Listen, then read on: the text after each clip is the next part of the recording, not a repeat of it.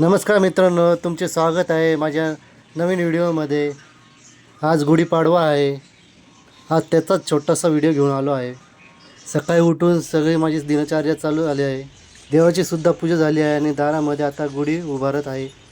शास्त्रोक्त पद्धतीने मी गुढीची स्थापना केली आहे। गुढीची पूजा करून मी आता शॉपला निघतो आहे। शॉपमधलं सगळं आवरून मी आता देवाची पूजा करत आहे। आता दुकानातल्या मंदिराची पूजा झाली। आता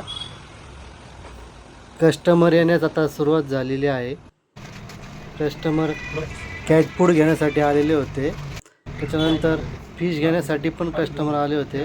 ते कस्टमरांना मी सांगत होतो की कुठल्या पद्धतीने कसे फिश घ्यायचे, त्यानुसार मी त्यांना काढून देत होतो। त्यांना आवडले ते फिश।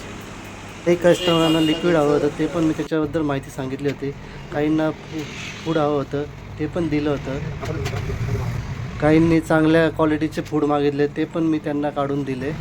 त्याच्यानंतर कस्टमरला फिल्टर हवे होते, त्याच्याबद्दल पण मी माहिती सांगितली की कसं वापरायचं, काय वापरायचं। त्याच्यानंतर कॅट फूड घेण्यासाठी पण आले होते। दुपारी 5 वाजता मी गुढी उतरवली आणि देवापाशी मी तिला नेऊन तिची पूजा केली। आज गुढीपाडवा असल्या कारणाने मंदिरात जाण्याचा मी प्लॅन केला आणि रामाच्या मंदिरात मी आलेलो आहे। आता घराच्या जवळच रामाचे सुंदर मंदिर आहे। तुम्ही व्हिडिओमध्ये बघू शकतात की राम, लक्ष्मण, सीता आणि हनुमानाची सुंदर मूर्ती आहे। श्रीरामाचे दर्शन घेतले, खूप छान वाटले। तुम्ही बघू शकतात किती छान मूर्ती आहे।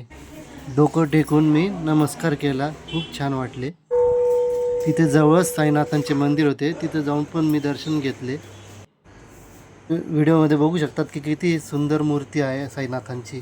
आज गुरुवार पण होता आणि आज गुढीपाडवा पण होता, त्या निमित्ताने साईबाबांचे दर्शन झाले। अशा पद्धतीने मी एक नवीन व्हिडिओ बनवला आहे। तुम्हाला नक्कीच आवडला असेल।